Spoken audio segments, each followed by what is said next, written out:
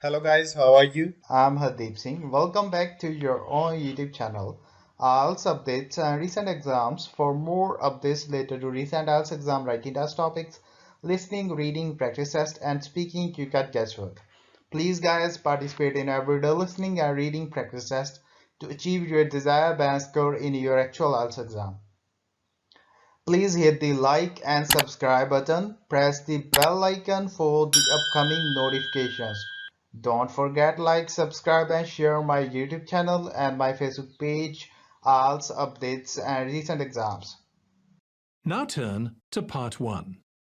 You will hear a conversation between a woman clerk and a customer at a cell phone store. First, you have some time to look at questions 1 to 6.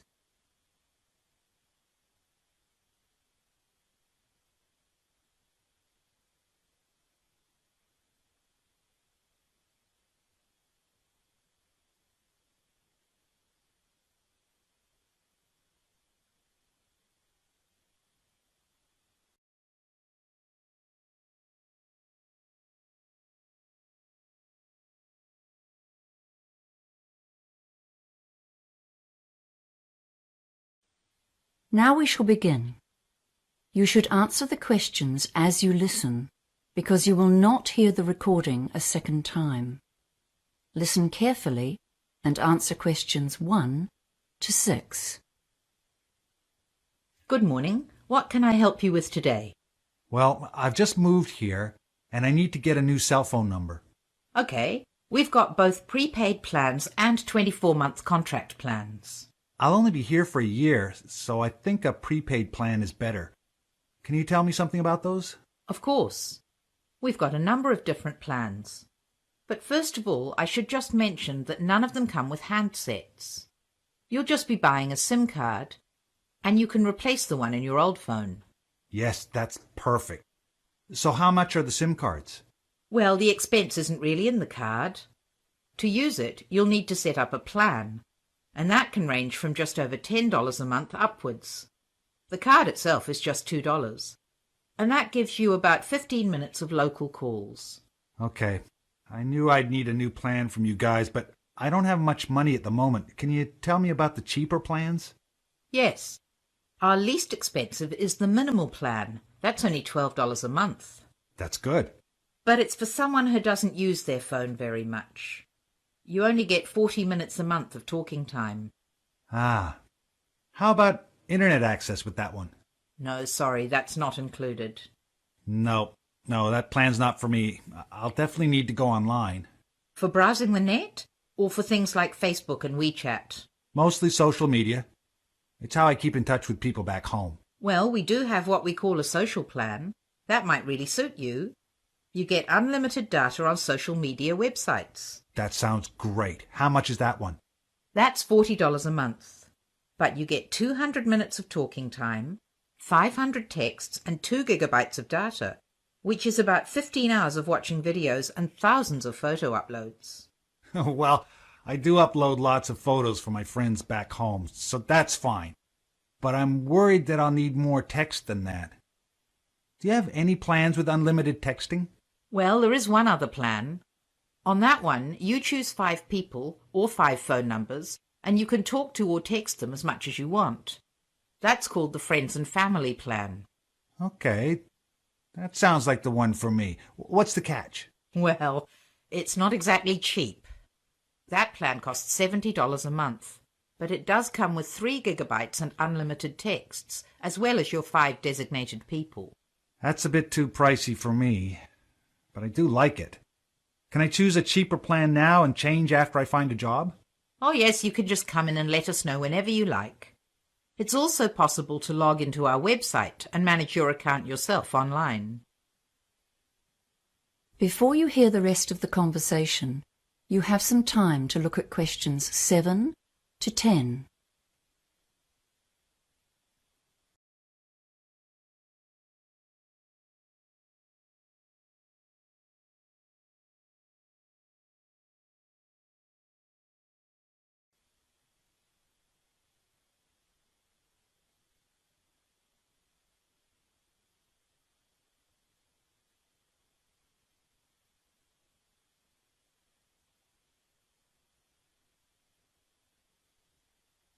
Now listen and answer questions 7 to 10. Okay. I think the social media plan is the best option for the time being. Great. So we'll set you up today. We'll just fill in this sales form. Here's your new SIM card. I'll just need to record the number for you. Can you read me that number on the top left-hand side of the card? It's your new phone number. Yes. It's 047 877 9233. Okay, I got it. So remember, that's your new number, so you should write it down as well so you can inform your contacts. Hold on to this package that the SIM comes in. There's information on that about how to contact us, you know, just in case your phone gets lost or something like that. Oh, yes, that's important. So next, I'll need your name. Sure. It's Stephen. That's Stephen with a V. And my surname is Conway. That's Conway. Okay, that's cool. And your address, please?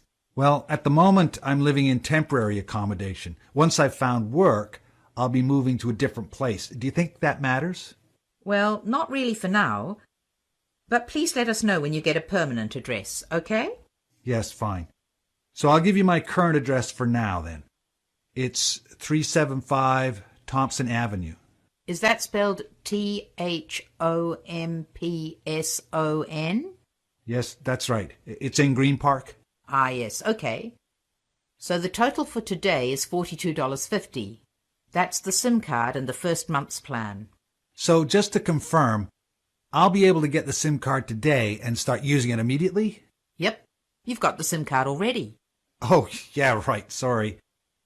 Now let me see if I have enough cash. 10, 20, 30. No, it doesn't look like I have enough.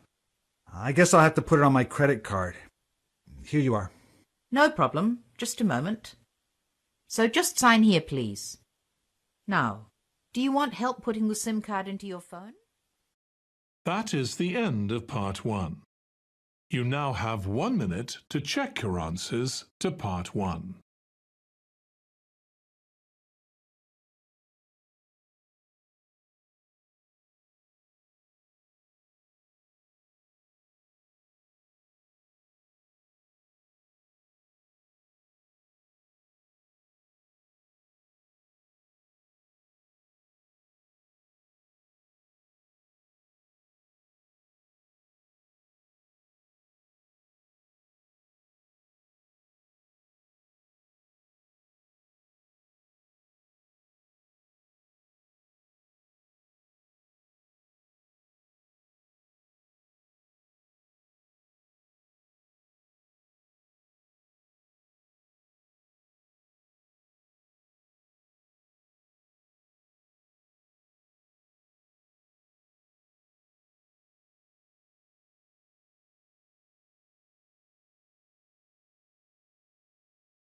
Part 2. You will hear a radio interview about an upcoming fair. First, you have some time to look at questions 11 to 14.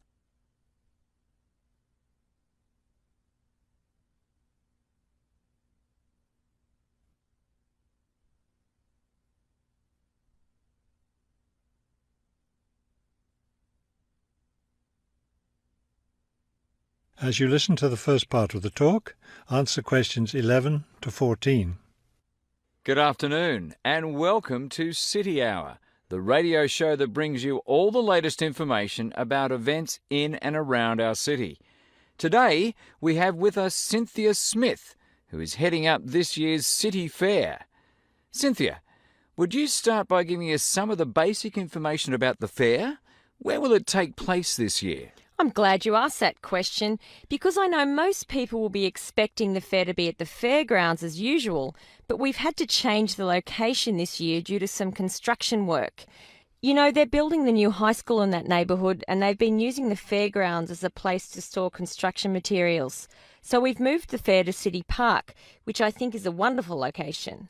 Yes, that will be a great place for the fair. I understand that the fair begins on Friday morning with a special opening event.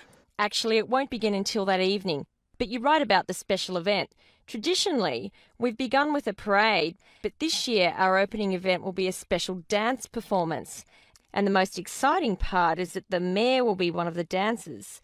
The mayor is a woman of many talents. Cynthia, could you tell our listeners about the price of admission? What will it cost to attend the fair? We're trying to keep the price down as much as possible. A 3-day pass is just $25, or you can buy a Saturday or Sunday only pass for $15. The opening event on Friday, the dance performance, doesn't cost anything to attend, and we're hoping a lot of people will come to watch that.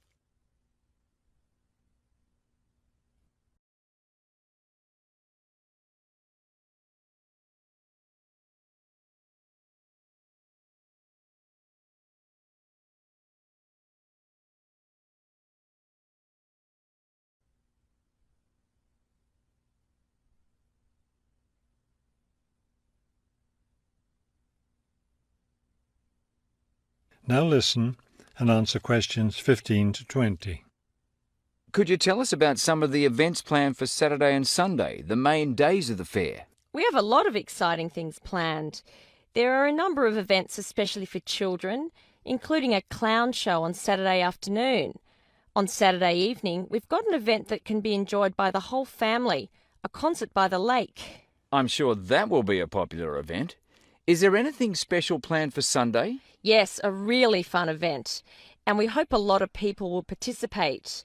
There'll be a singing contest in the afternoon. It's open to everyone at no charge. It doesn't matter whether you're an experienced singer or not.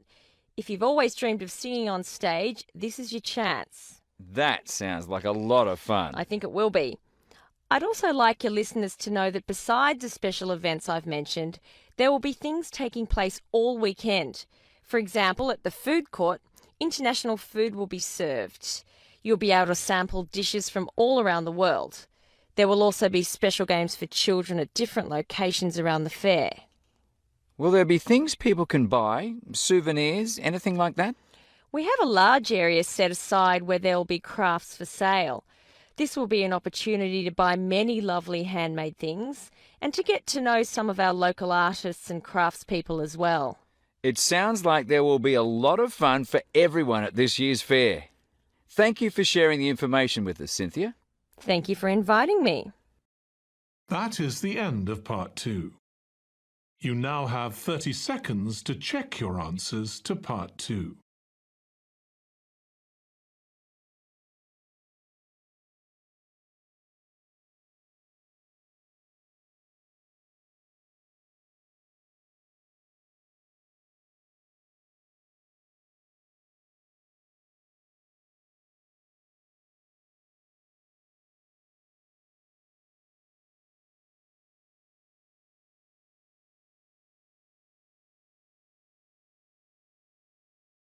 Part 3.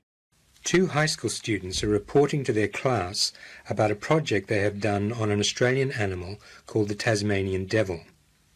Before you start listening, you have 30 seconds to look at questions 21 to 25.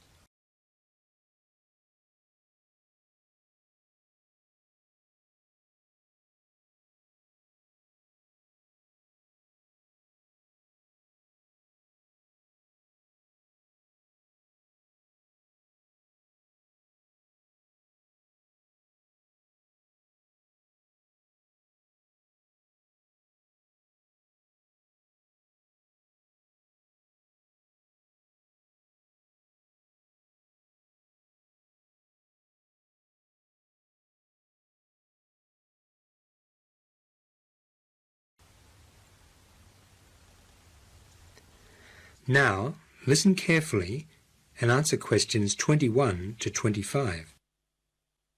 Hi everyone, George and I are going to talk to you today about that unusual animal, the Tasmanian devil. Yeah, now perhaps you remember the character called Taz in the Bugs Bunny cartoons. Well, real Tasmanian devils are nothing like that.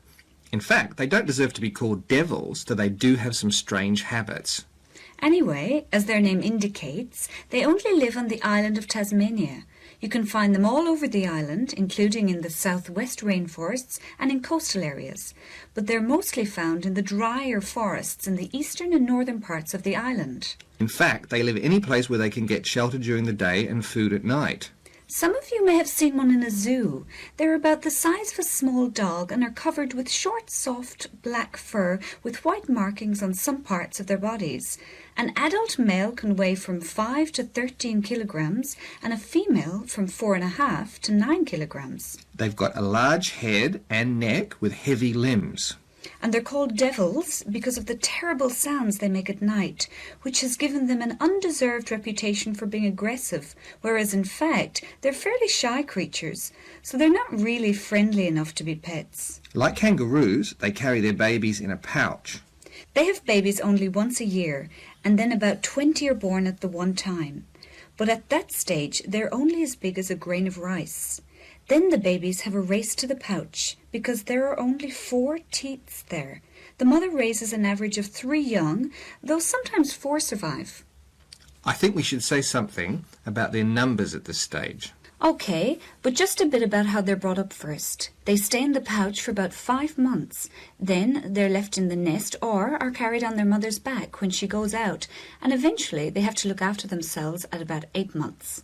And around 60% of them die in their first summer due to the tough competition for food. They start breeding at the end of their second year and live for up to 7 years, which means they don't live as long as the average domestic dog. No, and it's estimated that now there are between 100,000 and 150,000 of them. They were almost wiped out by the early white settlers because they hated the devils eating their chickens, so the government paid people to kill Tasmanian devils. To this day, most farmers still dislike them. Their numbers fell so drastically due to farmers poisoning them or shooting them that it was thought that they might have become extinct.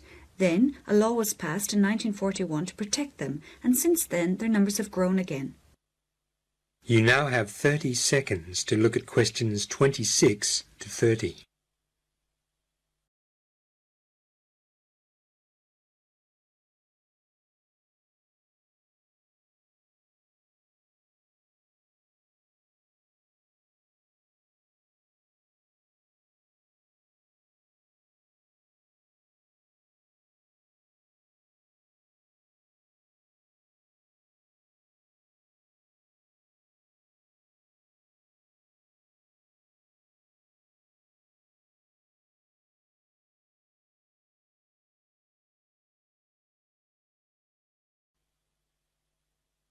Now we want to talk about some of their habits. They live alone in places like hollow logs, caves, or in burrows underground, which they line with bark, grass, and leaves. They usually move slowly and look clumsy when they move quickly, but the young ones are more agile and can even climb trees. But one of the most amazing things about Tasmanian devils is how and what they eat. They've got incredibly strong teeth and jaws, so a large male can give you a bite as strong as a 50-kilogram dog. But don't worry, they don't eat people. Some farmers complain about them taking young lambs, but their diet consists mostly of animals which have already died. Strangely, they don't get ill when they eat sick animals because they've got digestive enzymes which kill the diseases in their own stomachs, so in that way they help prevent diseases from spreading. And they've got an undeserved reputation for being smelly, but in fact they wash themselves as much as cats do. They're nocturnal animals, so nighttime doesn't involve sleep. So they spend this time hunting, often travelling 15 kilometres and using their strong sense of smell to find food. They eat everything, including fur, and leave nothing behind except the largest bones. They go for wombats, wallabies, possums, birds, reptiles, amphibians, insects, fish, just about anything. Sometimes they raid chicken farms, which doesn't make them very popular with the farmers. Yeah, there can be up to 22 of them feeding off one carcass at the same time, and they're very greedy, noisy eaters with coughing, barking, and so on. It's quite common for them to bite each other to decide who can eat first, who goes second, and so on. They've got an incredible appetite. They can eat the equivalent of 40% of their own body weight in just half an hour, which is like a human eating about 25 kilograms of steak. And they make really good use of those strong, blunt teeth. When they're frightened, they show them by yawning, which is more effective than biting or barking. And when they're under stress, they emit a strong smell. But the only serious fighting that takes place is when they're looking for a mate. All in all, they're a fascinating little animal. That is the end of part 3. You now have 30 seconds to check your answers to part 3.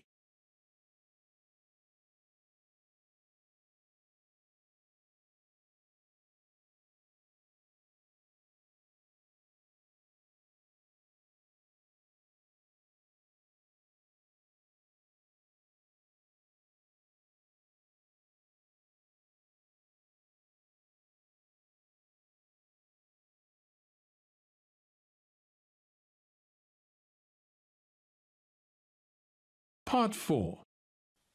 You will hear a talk on the topic of world mythologies. First, you have some time to look at questions 31 to 40.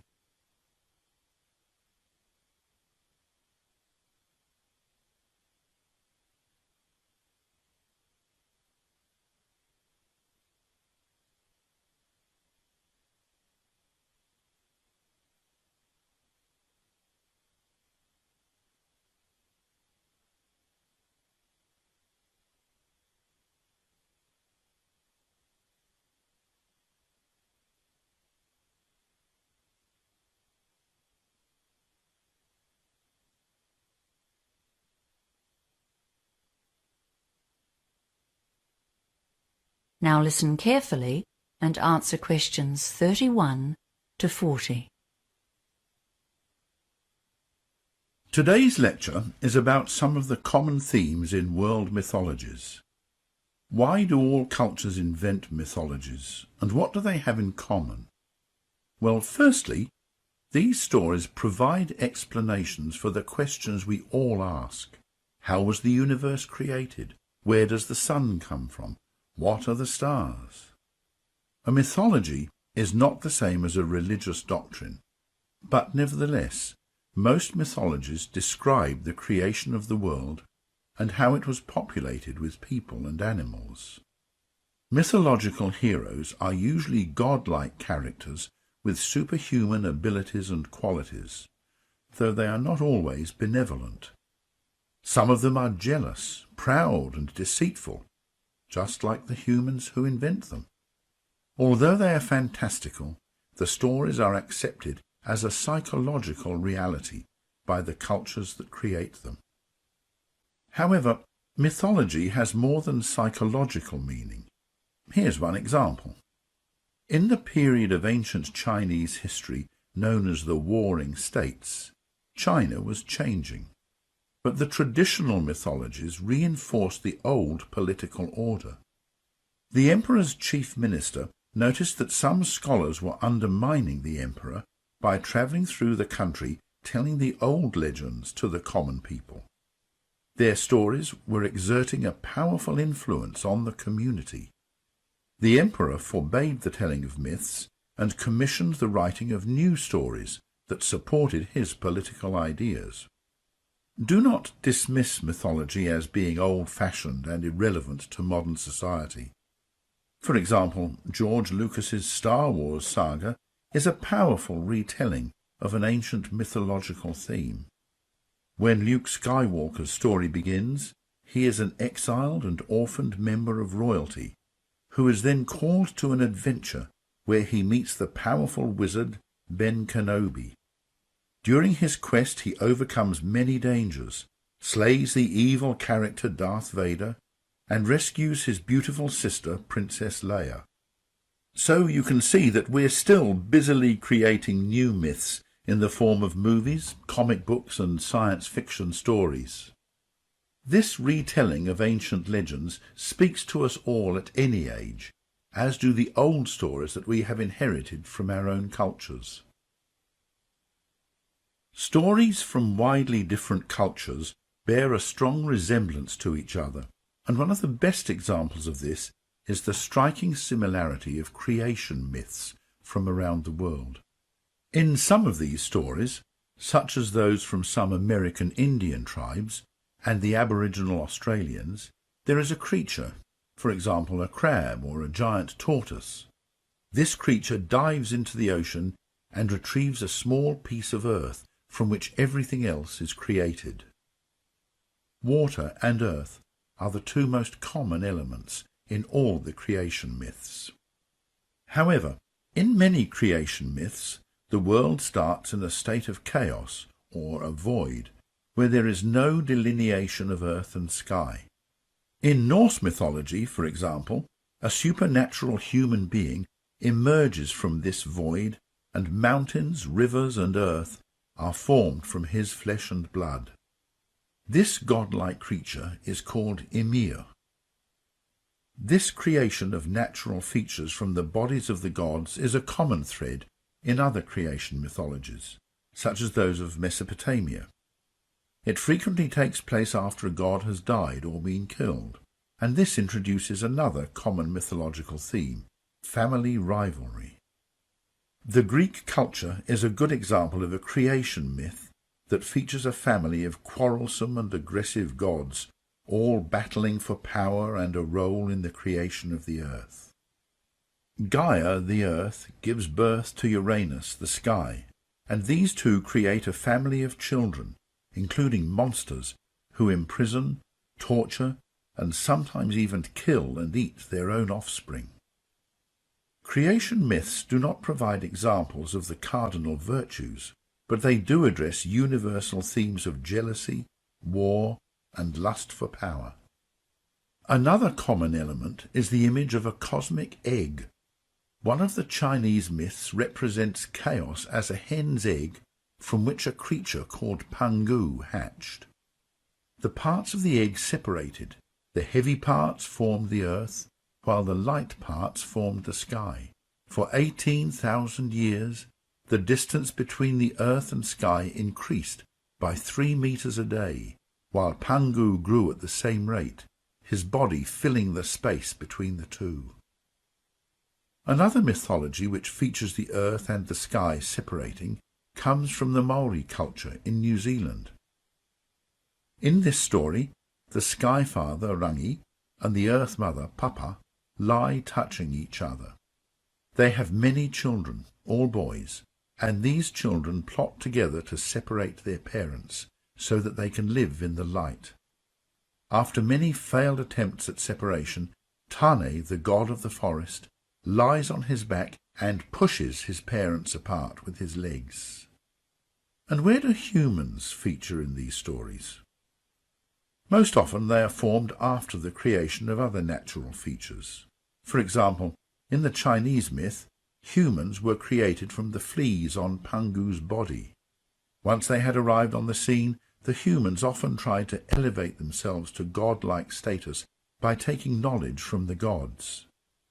In Greek mythology, the humans tried to secretly take the knowledge of how to make fire. That is the end of part 4. You would now have 10 minutes to transfer your answers to the answer sheet.